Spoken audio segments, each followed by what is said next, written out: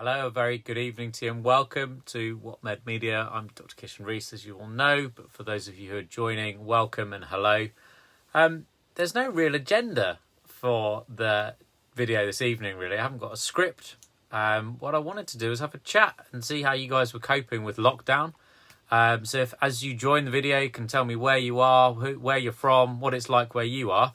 I mean, I do have today's papers, which make interesting reading, and I haven't gone through them yet. So I think it'll be a good test from a point of view in terms of my brain injury recovery, like the blue light, the classical music.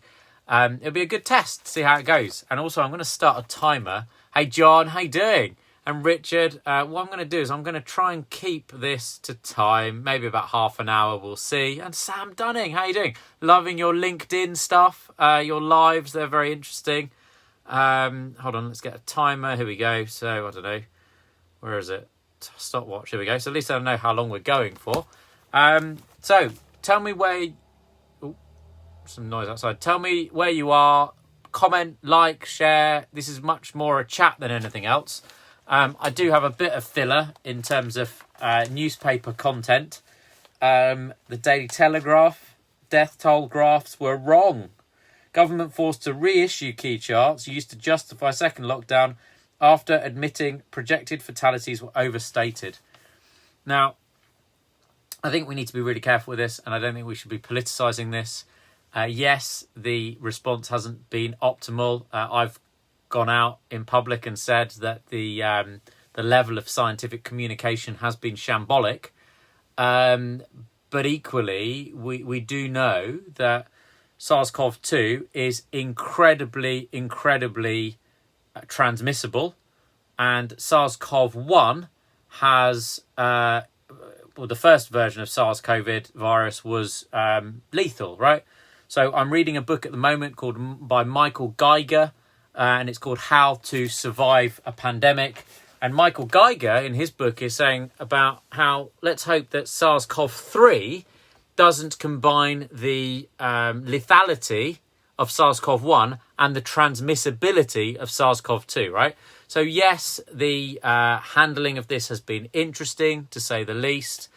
It was incredibly... I just saw Richard's comment about Independent Sage. Put in the comments, tell me what it's like. What did you see? I didn't see that today because I was at work. Tony, Blackpool, very quiet right now. Strange for this kind of year. I'm enjoying the piece. Brilliant, Tony. I'm glad to hear that. That's good. Only 32 people watching. If you can share, it would be good. And tag people and comment. The more you do, the more people it will go to. And also, just it'd be nice to have a bit of interaction, liking, sharing, because I get a little stream of emojis, and that's quite good. So I guess what we need to be careful with this is, yes, we've got to remember that the first way that this was approached, I think it is a fact that the PM, Boris, missed, how many Cobra meetings was it? Can't remember.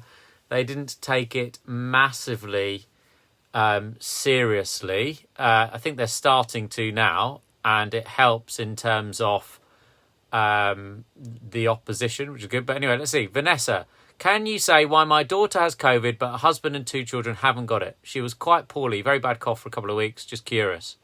So obviously I can't comment on terms of individual cases and provide medical advice. So none of what I'm going to say can be construed or kind of articulated as that. But we can talk about principles in general, if that's helpful and if that's any good. Hold on. Isn't it less lethal because the low-hanging fruit will be harvested earlier? John, not necessarily. But going back to the sort of general principles in terms of why some people have it, some people haven't had it. The real problem with this disease, this virus, is it's got a significant period where you're asymptomatic. And there's also times where the testing window, you might not have symptoms and you might get tested and you might have it or you might not. I think the key message really is if you have symptoms, go and get a test. We've seen the trials in Liverpool happening in terms of the army are being rolled out and they're starting it at the moment. I think it started today. And they're starting about doing 500,000 tests a day, I think they said, or something. I can't remember what the number was. But they're getting to a point where there's almost 3 ways out of this, right? vaccines that are safe, efficacious, and are appropriately tested, and that's why we need to be really careful to ensure that the science and the scientific method goes out into the mainstream and people understand the science. There's other therapeutics which may interfere with the virus or improve the body's reaction to the virus. And I forgot the third one. It's really bad. So I shouldn't. I'll go back. I'll get the comment. What was the 3 ways out of it?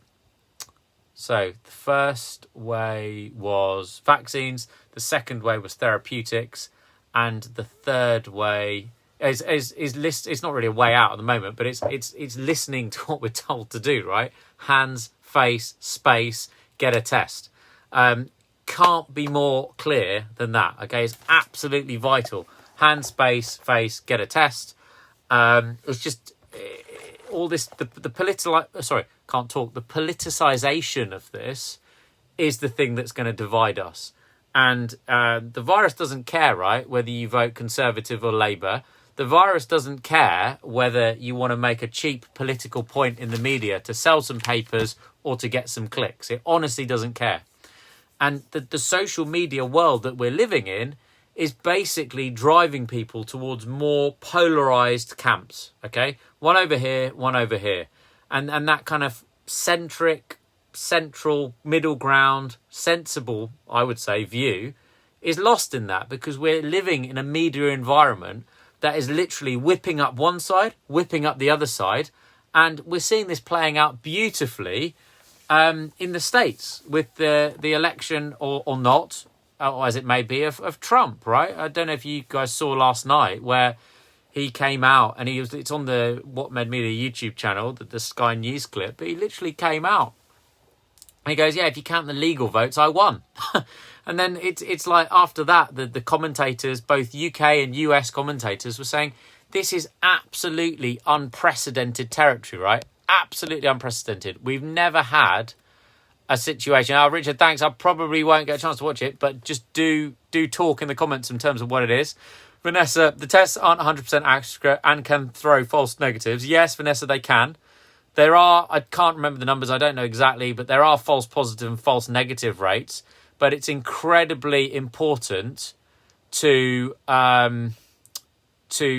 even if don't get fixated. In the early days of this, what young people were doing were they were treating I think it was in Manchester, they were using the test as like some kind of morning after pill or service, right? They're going out, they're partying, then they're going to get a test, and if it's okay, then they're fine. If it's not okay, God knows what they did, right? That is morally irresponsible and socially dubious, because yes, all tests, not just COVID tests, but cervical cancer screening, breast screening, prostate, x-rays, anything, any test that we do, we're only as good as how we can measure it. So there is a false positive and there's a false negative rate. And Andy's point in terms of terrible cough, sore throat, glands, feeling ill for 4 weeks, when I'm usually well, had 2 tests, come back negative, but I've had all the classic symptoms and laying up for 4 weeks and the fatigue is awful. I've had 2 different antibiotics just to cover an infection if bacterial, hoping I feel well soon, as it's awful and can't work, can't make money either way, bad timing. Andy, I'm really sorry to hear that, and I'm really sorry to hear that you're going through that. But that just highlights the point, right? If you've got symptoms, whether the test is positive or negative, it doesn't really matter, right? Because we know that we're learning a lot about this disease. The testing isn't perfect. The NHS or the Serco, I don't know whether I'm making a cheap political point. No, I don't think I am. I think it's factual. The Serco test and trace, I don't know what the latest numbers are. Hi, Jeanette, I'm all right, thanks. The latest numbers from Serco test and trace, I don't know. Can somebody help me out what they were? The last ones I heard were they're actually contacting, was it 59% of people? Not entirely sure. But we could probably be doing a bit better than that. So 53 people watching, that's great. Thanks so much. My point about the media as well is try to switch off from it. I'm buying lots of papers, obviously, because I'm writing an MD on the use of media in the communication of and during a mass pandemic. But, I don't even... I turn the notifications off on my phone. I choose when I want to access media and news, because this constant diet of 24,000 cases, the R's doing this, the R's doing that. It just creates a state of panic and unease, and it makes people unwell from a psychological point of view, right? Because that constant barrage and bombardment of information is not healthy for anybody. So I would say be aware of it, but don't be ruled by it, right? So yeah, I'm looking at we've got the Star, which I thought was quite good in terms of this is a bit of fun, stop the count, Donald Trump. Was quite interesting though in terms of like my comment, for those of you that are just joining. I said earlier in this that we've had fake news, and now we're moving into a world where pseudoscience is going to be even more dangerous, right? So all I can say is well done, Twitter, for basically contesting, and when Trump comes out with unsubstantiated claims and whipping up his militia on the streets, when Twitter blocks it, that's great. That's absolutely great. Richard, yeah. Okay, Doug, how you doing? Hope you're well. Claire, Elizabeth, hello, thanks for joining. I'm just going back, scrolling through the comments, seeing if there's anything. Not much, that's fine. So tell me where you are, tell me where you're watching. 40 people watching. I'm going to try and keep this short and sweet. Let's see what the time has gone to. Hold on. 10 minutes. So I'm only going to hang around probably for another 10 minutes, unless it hits like 100 plus people, and then I might stay for a bit longer. Hello, Lorraine. Hope you're well in Warrington. This social media is a great thing, right? It's a great way out of this. We can communicate with each other. We can communicate in safe ways. Please keep your questions coming in. Hello, Edith. This is, like I said, this is more an interaction. This is not a one-way dialogue, monologue, broadcast. This is a chat, right? This is the first time I've sat down today because I have a standing desk. I don't really have a standing desk. I've got a shelf with some books propped up on it that I put my laptop on. But anyway, and I'm just sitting here, chilling out in my room. Basically, hi, David. I hope you're well. Basically, with the blue light on. And when I turn this off, I'll put some classical music on. Just to reprogram some of the neurons in my brain to make myself a bit better. So if you guys can tell me what it's like where you are and what your questions are, that would be the best use of time, I would suggest, and the 10 minutes. Because I understand, right? There's deja vu. We just felt like we were getting back to normality, and we didn't, and then it's just shut down. Great source of info. Oh, cheers. Tony, that's very kind. Hello, Gavin. I wonder how you're feeling about the American election results. I think it's fascinating to watch, and I think whoever gets the most votes and the Electoral College votes wins, right? Whether that's Trump or Biden, right? I think you guys can probably guess who I support and who I personally would like to win, but I think we've got to uphold democracy. It is scary. Do listen to some soothing radio programs. Yes, I would agree. What ones do you suggest, Jeanette?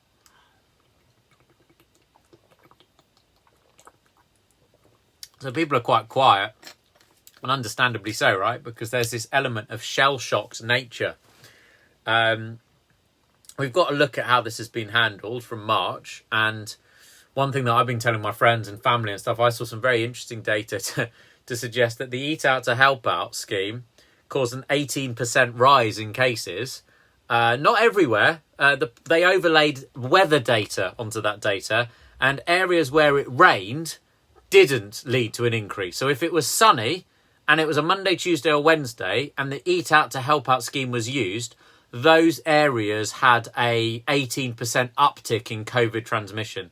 And certainly just today, whilst I'm not going to go into details, colleagues, friends and family, I've heard cases of and spoken to. So one of these things is it only becomes real when it's something that sounds great idea, Vanessa. That's exactly what I did cycling until I came off with my uncontrolled dismount. April Mitchell Hughes. Hello, welcome. That's a new name. Haven't seen you before. Lots of other familiar names. That's great. Thank you for joining. But yeah, it's home gym, trying to keep fit, mental health, physical health, absolutely vital during this. And I can help share some of the things that I did in terms of if that's helpful. Tell me if that would be like. Yes, Mumkins, I completely agree. We need to be mindful from a mental health point of view. But, what I would say is physical health and mental health are entwined, right? One to one. And a really simple practical example, right? Last night, up working late till midnight. Shouldn't be. My neurologist, if he watched this video, would be very upset with me. And then I got up at 7 because I'm doing interesting work, really cool, really into it, want to do it, right? And I'm feeling it now. I'm honestly feeling it now. I've got a bit of a headache. I had to wear my ice cap this morning. The difference being there is if I get 9 hours sleep, good as gold, right? Really, really good. Well done, Richard. Keep 2 meters apart from them, obviously. Walking group is great. You might have seen Michael Gove recently in the media talking about what kind of exercise is permitted and what kind of exercise isn't permitted. I do think that if you look at the basic principles on this, we should be upskilling members of the public to act in a safe and responsible way, right? Rather than banning one thing and one thing. How do we keep on top of anxiety?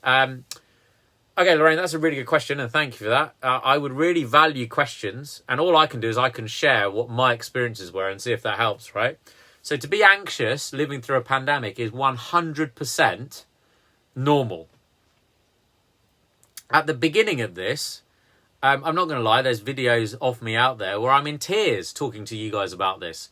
When I was told that, firstly, by Boris, that we have to get used to losing loved ones early, I didn't really think that that was appropriate in terms of, firstly, it was a bit of a fait accompli. It's almost like giving up. And like 1 minute, he's telling us we need to take it on the chin and just, take it on the chin and let the virus sort of move through the population. Take it on the chin, as he said to Holly and Phil on This Morning, right? So 1 minute he's saying that, but then the other minute he's saying that we need to get used to losing loved ones early.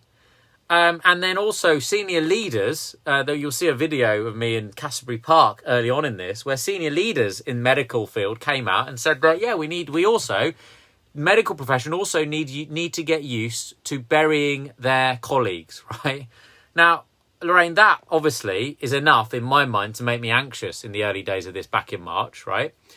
So I was in tears. I was crying myself to sleep.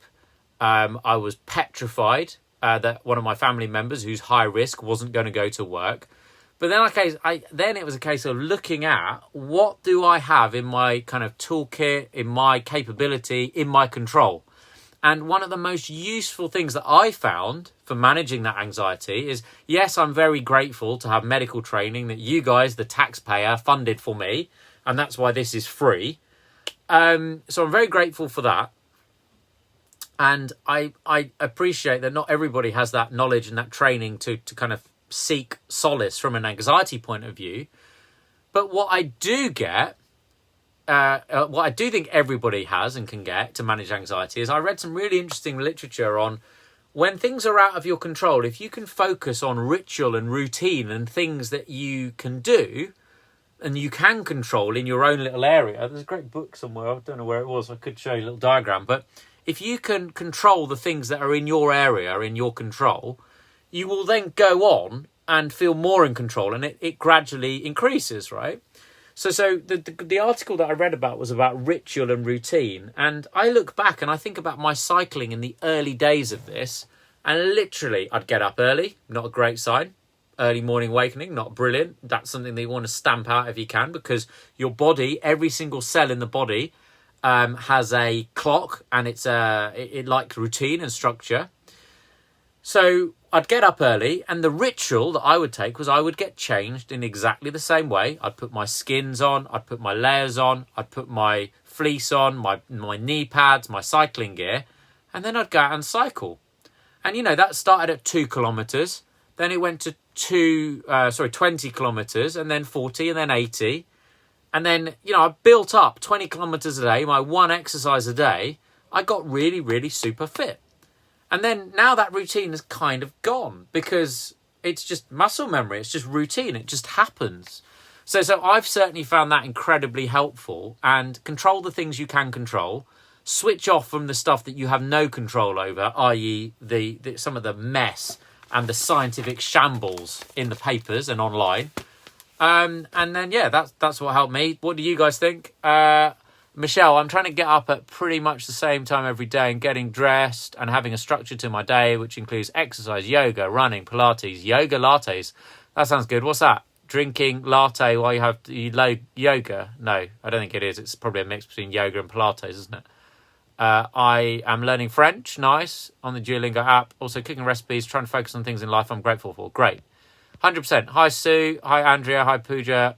You're so right how regarding routine and exercise can help. Yeah. Okay.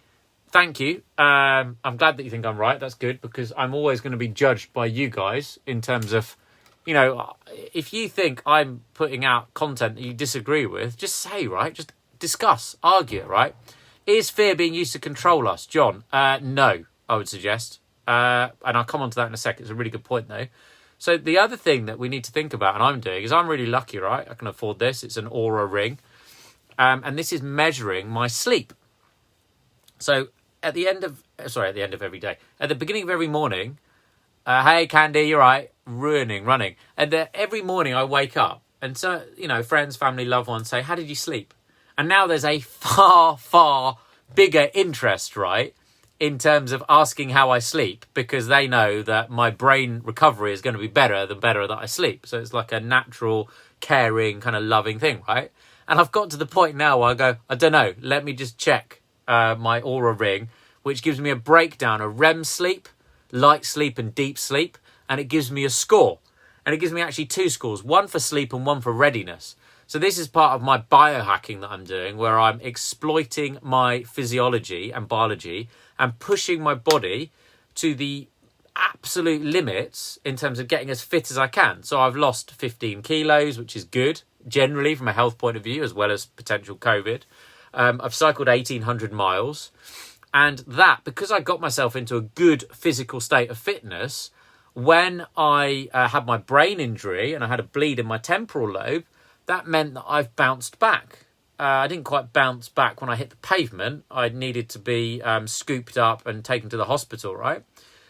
But the physical fitness that I built up was an investment. And I would say the same is true for COVID.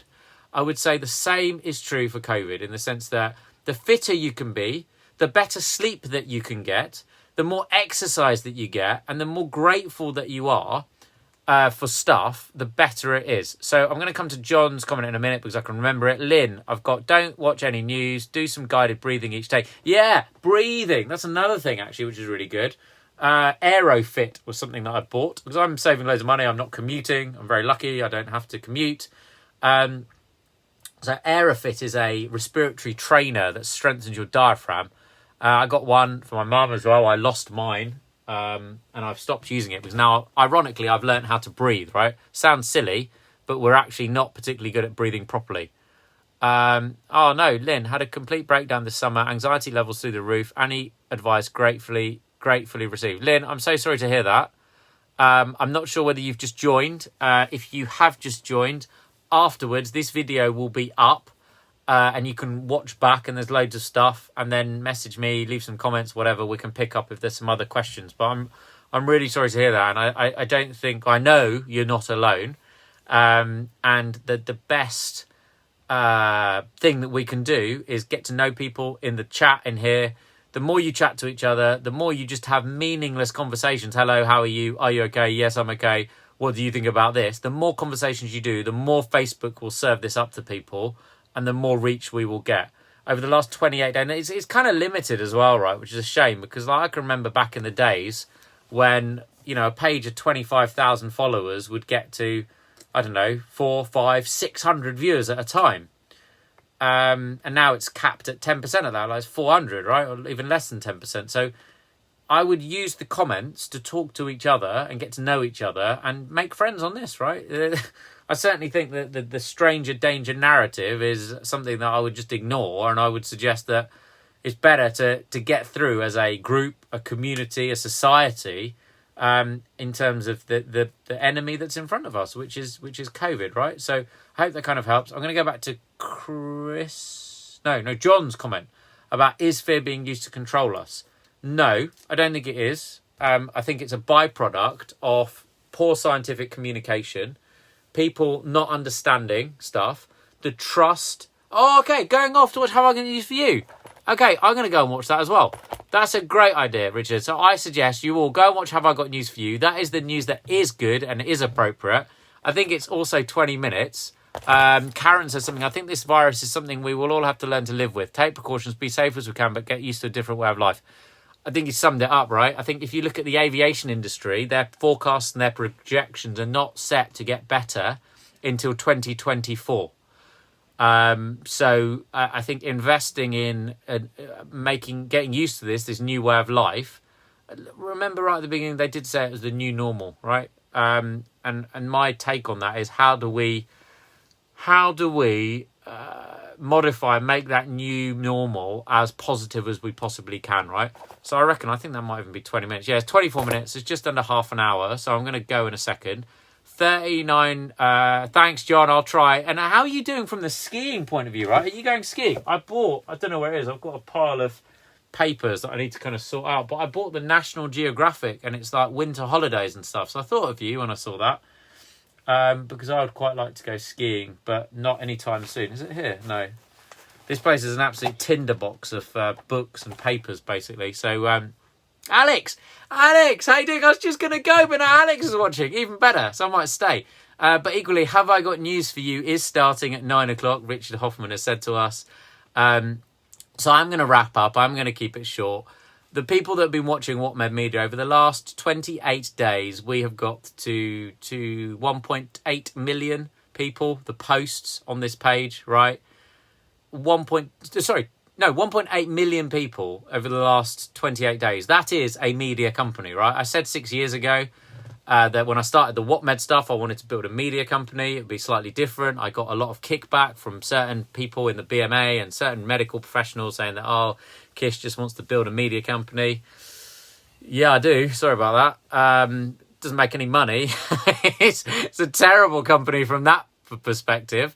But it was never about that, right? It was about getting the word out, getting reach, getting kind of knowledge to people, right? So we're doing that. Together we're doing that.